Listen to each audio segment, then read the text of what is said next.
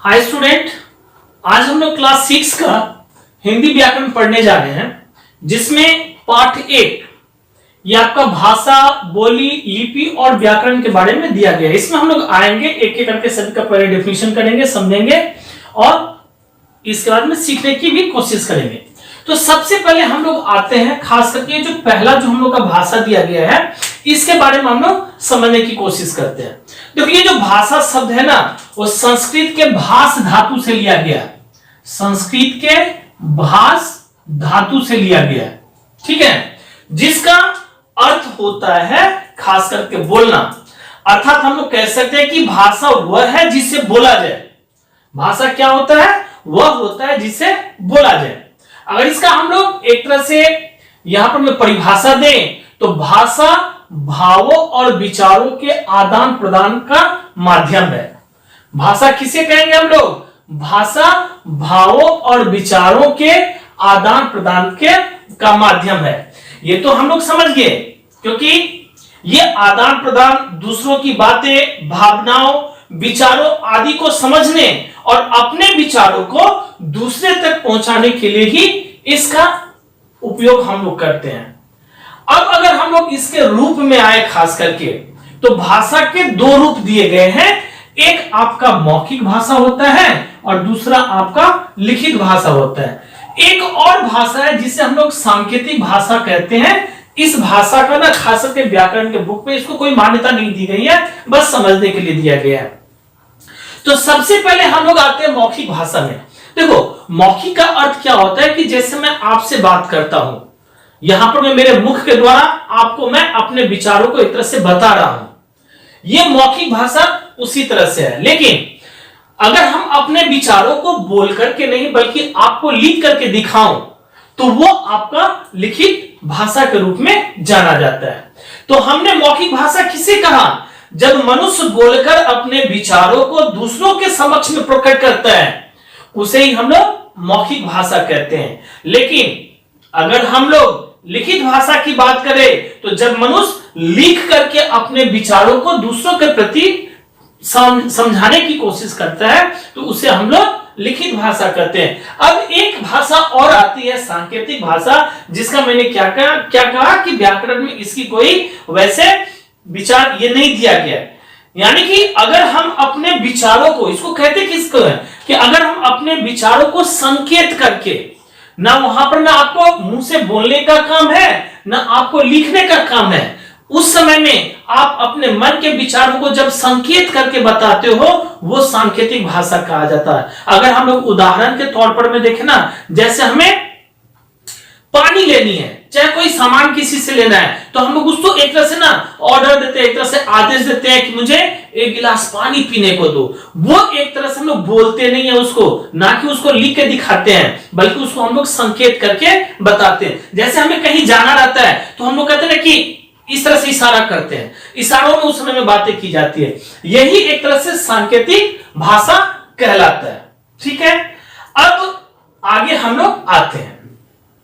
अब हम लोग ये भी चीज जानते हैं कि विश्व में अनेक भाषाएं हैं, और विश्व की बात अगर करें, चाहे अपने देश की भी बात करेंगे, तो वहां भी अनेक भाषाएं बोली जाती हैं।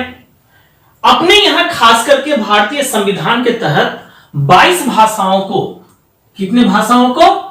22, जिसको हम लोग इंग्लिश में 22 के नाम से जानते हैं, 22 भाषाओं को एक तरह से संविधान के द्वारा इसको मान्यता दी गई है, जिसमें आपका खास करके हिंदी, कश्मीरी, डोगरी, पंजाबी, उर्दू, असमिया, बांग्ला, इसके बाद में आपका मराठी, ओडिया, गुजराती, तमिल, तेलुगु, कन्नड़, ऐसे ऐसे बहुत सारे भाषा। फिर मलयालम हो गया, संस्कृत, सिंधी, नेपाली, कोंकणी, मैथिली, संथाली, मणिपुरी, बोडो, ये सारे के सारे 22 भाषा जो है ना, वो हमारे यहाँ संविधान के द्वारा इसको क्या किया गया है? मान्यता प्राप्त किया गया है।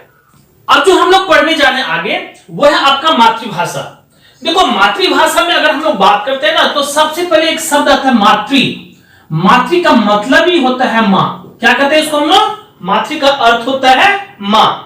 और खास करके परिवार, कहते हैं कि मां और परिवार, ये जो मातृ का अर्थ मां होता है ना, मां और परिवार से जो सीखी जाने वाली भाषा होता है ना, उसी भाषा को हम लोग क्या कहते हैं, मातृभाषा कहते हैं। अब इसमें अगर हम लोग देखें, जैसे हिंदी भाषी परिवार में जो जन्मे बालक होते हैं उनका मातृभाषा क्या होगा, हिंदी होगा। उसी तरह से अगर हम लोग बात करें तमिल या तेलुगु, जो परिवार में जन्मे बच्चे होते हैं ना, उनकी भी भाषा उसी तरह से तमिल या जो तेलुगु जो भाषा होती है उसी तरह से उस तरह की भाषा होगी। इसके बाद जो आगे है हम लोग का वो है हमारी राजभाषा। राजभाषा मतलब होता है राजकाज की भाषा, अर्थात इसको अगर हम लोग देखें ना तो एक तरह से ऑफिशियल लैंग्वेज जिसको हम लोग कहते हैं ना वो भी कह सकते हैं। राजभाषा इसी को कहा गया, अर्थात राजकाज या सरकारी कामकाज की जो भाषा होती है उसे हम लोग राजभाषा के नाम से जानते हैं। अब होता क्या है कि 14 सितंबर 1949 को संविधान में हिंदी को एक तरह से राजभाषा के रूप में माना गया था। 14 सितंबर 1949 को खास करके अगर हम लोग देखें तो हिंदी को, कौन से विषय को, हिंदी को, कौन से भाषा को, हिंदी को एक तरह से हम लोग देखें ना तो इनको राजभाषा के तौर पर में देखा गया था।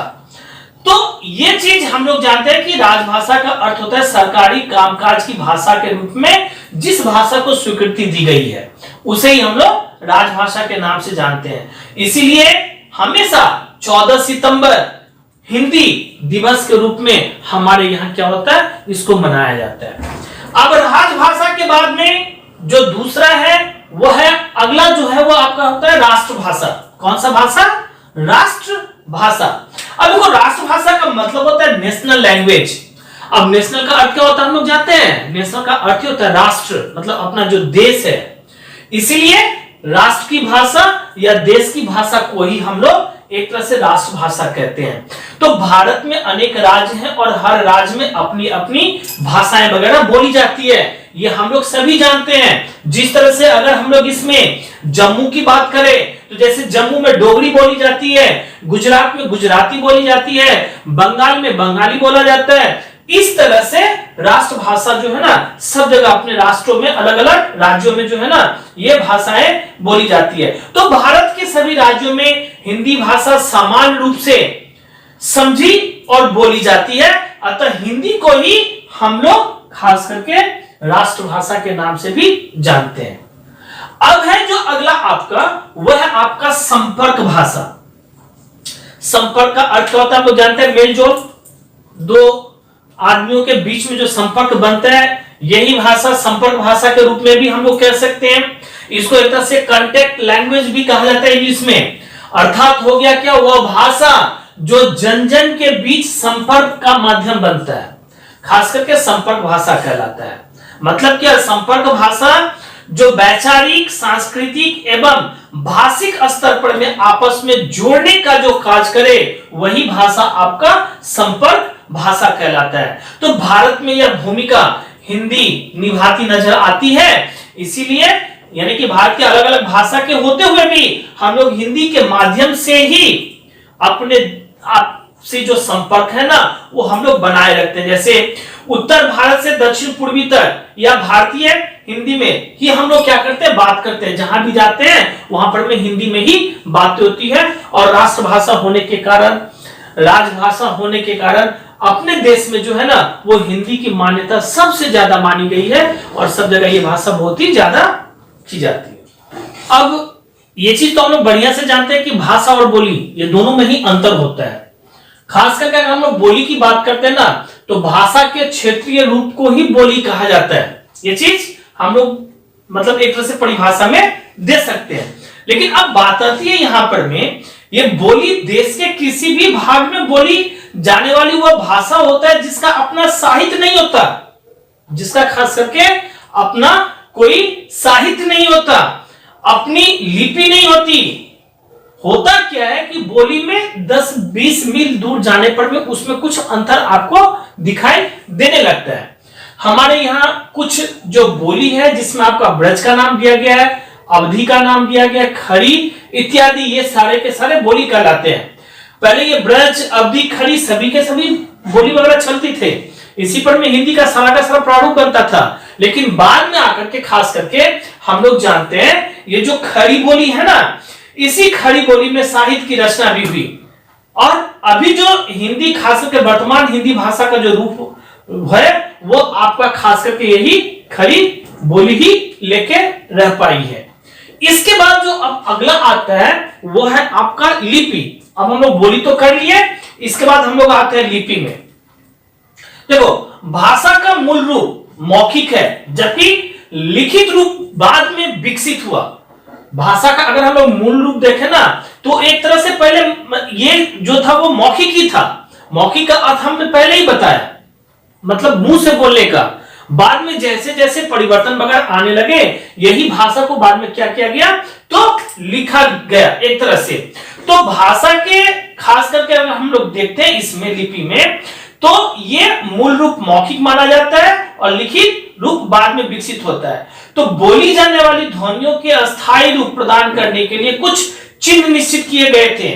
यही चिन्ह खास करके लिपि कहलाते हैं। तो अगर कोई लिपि की परिभाषा बोले ना तो कह सकते कि किसी भी भाषा के वर्णों के लिखने की विधि लिपि कहलाती है। हम लोग लिपि किसको कह सकते हैं, किसी भी भाषा के वर्णों के लिखने की विधि को ही लिपि कह सकते हैं।